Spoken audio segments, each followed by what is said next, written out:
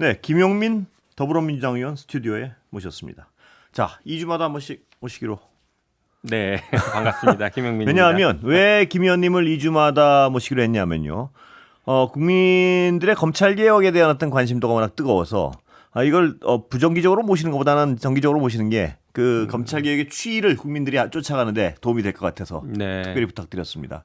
그런 의미에서 오늘 근데 특검이요. 그동안 내란의 검찰 연루 의혹에 대해서는 수사가 부진한 것 아니냐는 어떤 의구심을 갖는 국민들이 꽤 있었습니다. 근데 오늘 이거 보면 어떻게 평가하십니까, 오늘? 이제 드디어 시작했다라고 예. 볼 수 있겠죠. 예.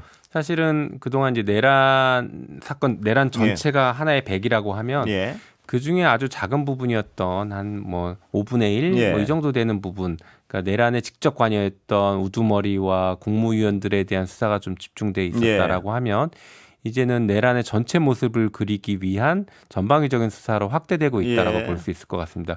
그 중에서 가장 첫 번째로 점검을 하고 수사를 해야 되는 대상이 검찰인데 검찰에 대한 수사를 드디어 시작했다라고 평가할 수 있죠. 그리고 박성재 전 법무부 장관에 대해서도 동시에 지금 압수수색 들어가고 하고 있죠. 뭐 기억하시는 분들 많으시겠지만은 이게 박성재 법무부 장관이 그 내란 당일날 곧바로 그날 밤에 법무부 실국장 회의를 열었고 그 다음 날은 안가 회동을 했고 그리고 법사위에 나와서 진술한 뒤에는 또 휴대폰도 바꾸고 하는 일련의 과정들을 보면 전형적인 범죄자의 모습을 보여왔거든요. 행태들을. 그랬는데 계속 수사가 지지부진한 것처럼 보이다가 드디어 이제 수사가 진행이 되고 있죠. 그래서 이제 본궤도에 올라가고 있는 것 아닐까 이렇게 생각합니다. 그러니까 내란 특검의 그동안 수사 과정에 대해서 국민들이 꽤 많은 신뢰를 보내다가도요.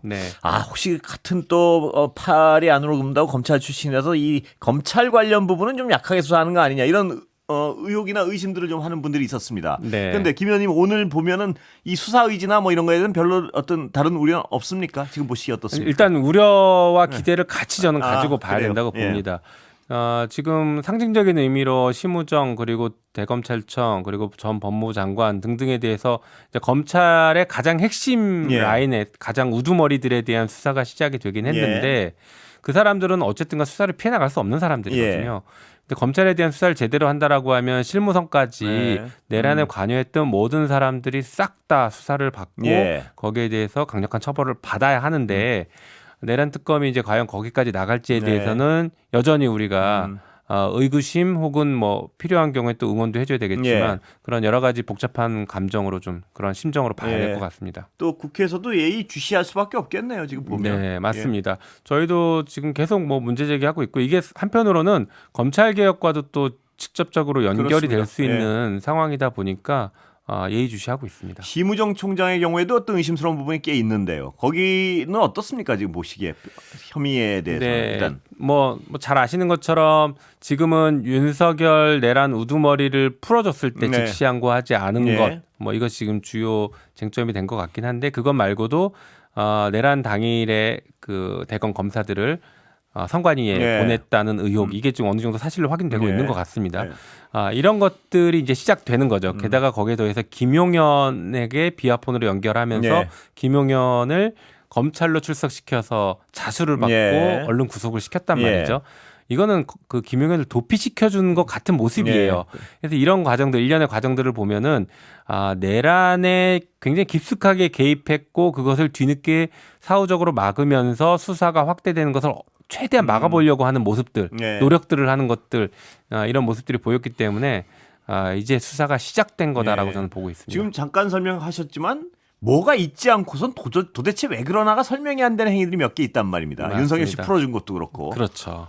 그게 정상적인 상황이고 그냥 그렇다면 저렇게 할 리가 없는데 이런 행위들 몇 개가 딱딱 걸리기 때문에요.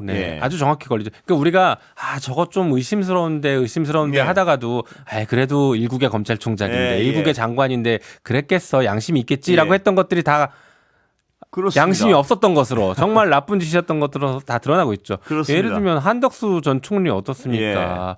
왜 그렇게 헌법재판관 임명 그렇습니다. 안 할까 네. 했는데 보니까 자기가 내란 공범이었어요. 네. 물론 저희가 이제 한덕수 총리에 대해서 탄핵안을 썼을 때 탄핵안은 뭐 제가 네. 쓰긴 했지만 네. 내란 공범을 분명하게 명시했거든요. 네. 거기다가 그 상황들을 볼 때 내란이 공범일 수밖에 없는 상황들을 그대로 명시했는데 헌재에서는 기각했죠. 네. 하지만 그때 그 사정 가지고 지금 구속영장을 청구한 네.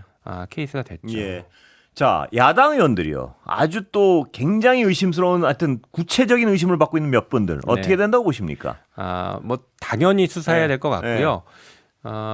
특검이 초중반 요때쯤에 아마 기사도 났던 것 같은데 야당에 대한 수사를 하기 위한 뭐 별도 팀을 꾸렸다 예. 이런 얘기까지 나왔던 것 예. 같습니다.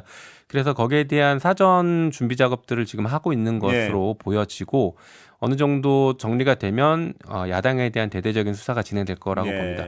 물론 지금 야당이 전당대회 중이니 아마 김건희 특검도 그렇고 내란 특검도 그렇고 뭐 최혜병 특검 마찬가지로 예. 수사에 대해서 일정 부분 자제하고 있는 부분은 있다라고 보여집니다. 네. 하지만 내일 이제 전당대회가 다 끝나고 나면 곧 좀 빠르게 수사를 해야 되지 않을까라고 예. 생각하고 기대하고 있습니다. 예. 검찰 개혁 문제 좀 넘어가 보겠습니다. 아까 연결돼 있는 거지만요. 추석 전에 일단 입법은 됩니까? 추석 전에 네. 정부조직법 개정안까지는 처리를 하겠다라고 예. 지금 뭐 저희 당 대표가 예. 뭐 공개적으로 약속을 했죠. 예. 그래서 거기까지는 갈 수 있다고 봅니다. 예. 그런데 저는 이제 개인적으로는 정부조직법만 가지고는 부족한 부분이 있으니 예. 기왕이면 검찰개혁 4법이 정부조직법과 함께 같이 처리되면 제일 좋겠다라는 예. 바람을 가지고는 있는데 예. 그 부분은 뭐 더 논의할 부분이 있다라고 뭐 해서 예. 그때까지 될지 제가 잘 모르겠습니다. 그렇다라고 하면 적어도 예. 정부조직법을 개정한다라고 하는 것은 검찰청을 폐지한다는 의미이기 때문에 예. 정부조직법과 검찰청 폐지 법안까지는 같이 갈 수 있다고 예. 저는 생각합니다. 그래서 법사위에서 지금 검찰청 폐지 법안에 대해서 한참 논의가 시작됐고 예. 뭐 입법청문회 이런 것들이 진행되고 있기 때문에 검찰청 폐지법은 정부조직법과 같이 처리하는 예. 게 맞다라고 생각하고 있습니다. 가장 큰 이견은 뭔가요? 뭐 알려진 대로 중수청인가요 지금? 네, 중수청이 중수청을 어디 소속되느냐? 어디에 둘지. 예. 그렇죠. 중수청을 지금 원래는 행안부에 두는 안이 예. 거의 모든 이제 논의 단위에서는 행안부로 두는 안이 예. 나왔습니다. 검찰 개혁을 위해서 당내에서 TF를 2번을 만들었어요. 예. 22대 국회 들어와서 박찬대 원내대표 때 TF를 만들었고 제가 TF 단장이었습니다. 예. 그리고 김병기 원내대표가 돼서 또 TF를 만들었고 TF 단장을 또 제가 예. 했고 둘 다 중대범죄수사청은 적어도 법무부에 두지 않는다라는 예. 확고한 결론을 내렸습니다. 예. 그리고 이번에 국정기획위원회에서도 중대범죄수사청은 법무부에 두지 않고 행안부에 둔다라고 이렇게 권고를 했죠. 예. 그래서 실제 검찰개혁에 대해서 논의했던 단위에서는 중대범죄수사청은 법무부에 두지 않고 예. 적어도 행안부에 두거나 하는 안으로 지금 가고 있습니다. 예. 그래서 이 부분은 논의가 좀 더 진전되면 네. 결국에는 그렇게 결론이 날 수밖에 그래요? 없지 않을까 생각되는데 지금 근데 제가 궁금한 것은 당내 이견이 강합니까? 당과 행정부 사이의 이견이 강합니까? 당 내에서도 법무부에 그래요? 두자는 의견을 제시하는 분들이 있죠. 예. 네. 그런데 저는 적어도 이 검찰 개혁을 우리가 지금은 역사성을 가지고 접근을 해야 되는 예. 단계이지 막 논리적으로 접근할 단계는 조금 넘어선 거 아닌가 이렇게 생각됩니다. 그러면 이 행안부를 반대하는 분, 법무부 파들의 네. 법무부를 주장하는 분들의 의견은 기능적 측면에서 그렇다는 건가요? 맞습니다. 예. 그러니까 대표적인 예가 이겁니다. 예. 그 한국형 FBI라고 우리가 주로 얘기하는데 예. 미국의 FBI는 법무부 소속이다. 예. 그러니 법무부에 둬야 되는 것 아니냐. 특히 수사에 대한 수사 지휘를 장관이 할 수 있게 예. 줘야 된다. 법무부 장관이 수사 지휘를 해야 된다라는 게 가장 핵심 논리입니다. 예. 그런데 반대로 그러면 행안부에 두고 행안부 장관이 수사 지휘하면 안 됩니까? 예. 예, 저는 기본적으로 뭐 수사 지휘를 하자는 게 이게 명분이 되는 것은 조금 부적절하다고 보여지긴 예. 하지만 어쨌든간 그 조직을 우리가 수사 기소를 분리한다라는 것은 그 검찰이 대한민국에서 특수한 역사성을 가지고 얼마나 나쁜 짓을 했는지 예. 이것을 우리가 인식하고 개혁을 한다라고 하면 적어도 같은 조직에 수사 기소권을 두지 않는 것이 핵심인 네. 것이죠. 그래야 개혁을 했다고 우리가 예. 얘기할 수 있는 것이기 때문에 행안부로 가야 된다고 봅니다. 또 하나 뭐 예를 들어보면요.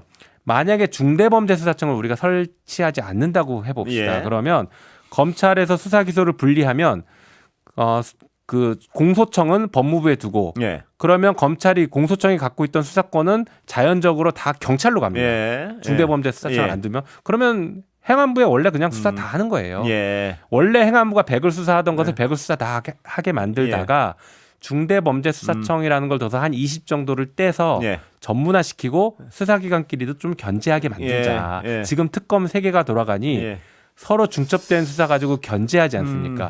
이렇게 만드는 게 필요하다라고 저도 보는 그 부분은 것입니다. 많은 동감을 합니다. 그런데 지금 이 이견은 좁혀질 게 뭐 가능하겠죠, 당연히. 당연히 가능합니다. 근데 강합니까 이견이 이게 건너가지 못할 무슨 그 정도는 아닌 것 같고요. 이제 검찰 개혁을 논의하던 기존의 논의 단위가 있었고 이제 새로 이제 검찰 개혁이 불가피한 개혁 과제처럼 다 이제 공감대가 형성됐지 않습니까? 그러다 보니까 이제 논의에 참여하는 분들이 점점 많아지고 논의에 처음 참여하는 분들은 이런 논리적인 혹은 기능적인 접근들을 하다 보니까 이제 그런 말씀들을 하시기 있는데 이 검찰 개혁 역사성에 대해서 조금 더 고민하시면 그래도 이번에는 법무부가 아닌 게 맞다. 또 이렇게 금방 또 설득되시더라고요. 김 의원님 쪽 입장이 다수파 맞습니까? 네. 절대 다수파입니까? 아니면 절대 다수인지는 모르겠지만 상당수의 다수파라고 저는 생각합니다. 조만간 이견은 조율될 것이다. 네, 그렇습니다. 국민들이 하여튼 이 어떤 복잡한 얘기인데 어떻게 보면 이렇게 지대한 관심을 갖는 이유는 그동안 어떤 검찰 권력 오남용에 대한 많은 어떤 환멸 때문에 그런 것 같습니다. 맞습니다. 그러니까 검찰 개혁이 단순히 수사권을 남용했다라는 차원에서 접근할 게 아니라 행정 공무원들이 정치 집단이 돼서 정치를 했고 대한민국을 좌지우지했고 그래서 윤석열이라는 괴물 대통령을 탄생시켰고 그가 내란을 저질렀다라는 이 흐름 하에서 우리가 고민을 해야 되거든요. 그러면 지금 검찰 개혁이라는 것은 일종의 검찰당을 해체시키는 겁니다. 우리가 내란 정당 해체 해산 얘기하는데 그거보다 더 시급한 게 검찰당을 해산시키는 거거든요. 그렇습니다. 그 말씀하시니까요. 조국 혁신당에서는 이번 검찰 인사 관련해서 이러한 분들은 정말 이해 안 된다 하는 어떤 명단 구체적으로 말씀하는 거 들어보셨죠 혹시? 네네네. 어떻게 생각하십니까 그 지적에? 제가 구체적인 실명은 안 여쭤보겠습니다만. 이제 검찰에 이제 관심 많은 분들께서 그렇게 우려를 표시하고 하는 것들은 저는 충분히 할 수 있다고 봅니다. 다만 정부에서 어떤 기준과 충분한 그런 전혀 모르고서 인사를 했다면 모르겠지만 그게 아니라 충분히 알고 있는 인지한 상태에서 인사를 했다라고 하면 인사권자의 또 다른 어떤 의도나 배치 그런 것들이 있었을 거라고 보기 때문에 지금은 저희 이제 여당 입장에서는 당연히 대통령의 인사를 존중하고 그 안에서 잘 돌아갈 수 있게 저희가 때로는 지원, 때로는 견제 이런 것들을 해야죠. 근데 국회 입장에서는 예를 들어서 혁신당이 그런 주장을 하면 특정 문제된 사람들 구체적으로 언급을 했단 말이에요. 그럼 왜 그랬나 한번 이렇게 들여다 보셨습니까 혹시? 내부적으로는 들여다보고 어떤 문제가 있었는지를 점검은 하죠. 그리고 앞으로 이제 법사위가 계속 있고 저희가 국정감사도 있고 예정인데 예산도 있고요. 그때 필요하면 저희가 또 지적을 하고 장관에게도 수시로 필요하면 저희가 지적을 하고 그 사람들이 국정감사의 증인으로 나오면 지적을 하고 하는 것들은 저희들도 계속 있기 때문에 지금 우려를 받고 있는 그런 인사들이 과거처럼 막 나가긴 어려울 구조가 만들어지긴 했습니다. 그렇게는 못하겠죠. 지금은. 자, 김건희 씨 수사 잘 굴러가고 있는 거죠? 어떻게 보십니까?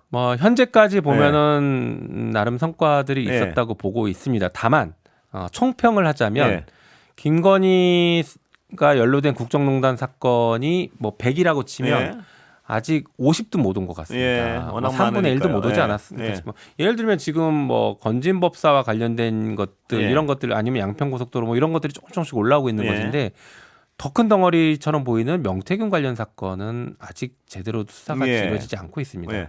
그리고 윤석열에 대한 공직선거법 위반 혐의 그리고 실질적인 국정농단은 어떤 것을 했는지 이런 것들의 큰 덩어리들이 아직 많이 남아 있습니다. 그래서 이제 구속했고 곧 기소할 것처럼 보이긴 하지만 실제 빙산의 일각만 본 것 같고 아직은 더 큰 덩어리가 남아 있어서 철저한 수사를 촉구하는 관련해서 기간 짧고 인원 작다고 개정 하자는 입장이시죠? 개정안도 내셨고. 김건희 특검. 오늘 김건희 특검도 아마 의견을 낸 것 같은데 기간에 대해서는 김건희 특검은 언급하지 않고 인력이 더 보충돼야 된다라는 입장인 것 같습니다. 그래서 저도 이제 인력을 더 보강하는 법을 내놨죠. 기간 연장에 대해서는 저는 개인적으로는 그 기간 내에 충분히 수사를 해보고 부족하면 그때 요구를 하면 저희가 개정을 검토해야 되지 않을까 생각합니다. 그 개정안으로 갑니까? 당은? 가야죠. 일단 그 당론을 준비하고 있는데 아마 내일 정도쯤에 당론 발의가 될 것 같습니다. 그러면 내일 오후에 법사위가 예정돼 있으니 오후 법사위에 이 김건희 그 특검법 3개에 대한 개정안을 상정해서 소위로 회부할 생각입니다. 그렇군요. 그리고 제가 이제 소위 위원장이기 때문에요. 소위는 좀 빠르게 열어서 법을 처리하려고 합니다. 얼마나 지원됩니까? 이제 법마다 조금씩 다를 것 같은데요. 예를 들면 김건희 특검 같은 경우에는 거기가 제일 많이 필요하죠, 사람이. 맞습니다. 아무래도. 거기가 제일 많이 필요합니다. 혐의가 광범위해서요. 네, 거기는 그 파견 검사를 지금 40명에서 60명으로 늘리고 파견 공무원을 80명에서 120명으로 늘리는 게 이제 제 법안이고 그거보다 더 많이 뭐 140명까지 늘리자는 게 서울기 의원안인데 그 적정선에서 아마 늘릴 것 같고요. 필요하면 특검보를 늘리는 것까지도 검토를 해야 되는 거 아닐까라는 고민도 하고 있습니다. 그리고 또 요새 관심사 하나가 저도 아직 정확한 판단 안 쓰는데 윤석열 씨 그 저항이 아니면 뭡니까? 그 교도소 안에 그 CCTV. 그렇죠. 예. 그거 어떻게 해야 됩니까? 보시기에. 일단 김 의원님 의견 어떻습니까? 일단 참 너무 창피한 일이죠. 부끄러운 일이죠.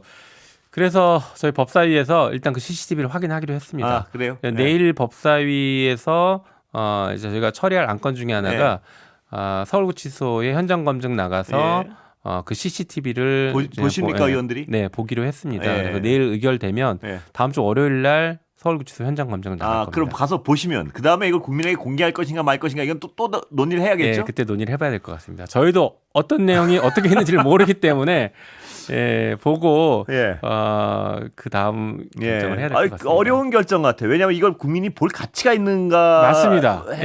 그 불쾌한 모습을. 그런데 또 보면서 얼마나 억지를 부리고 있고요. 이걸 또 이해할 필요도 있을 것 같고요. 한편으로는 법 집행의 엄정함 이런 것들을 고려해서 뭐 공개하는 게 맞다라는 의견도 있고 저도 심정적으로는 공개해야 되는 거 아닐까라는 생각을 하고는 있는데 그럼에도 불구하고 또 전직 대통령이었던 신분이 그게 공개됨으로써 정말 외교적인 망신 전 세계가 대한민국을 또 어떻게 보겠습니까? 그러니까 이런 것들에 대한 고민이 있어서 아마 보고 나서 결정하지 않을까 싶습니다. 의사결정은 어떤 과정을 거칩니까? 그거는 공개 여부는 뭐 어떻게 해야 되나? 법사위에서 논의를 해봐야겠죠. 거기서 결정 가능한 건가요? 네, 맞습니다. 총의를 모으면 저희가 논의해서 법사위에서 제출을 의결하면 법무부로부터 바로 제출을 받을 수 있습니다. 그럼 제출 받으면 저희가 공개할 수 있죠. 그때부터. 공개 여부도 법사위 차원에서 결정하면 되고요. 네, 맞습니다. 야당은 혹시 입장이 뭔가요? 제가 한번 확인해 봤는데요.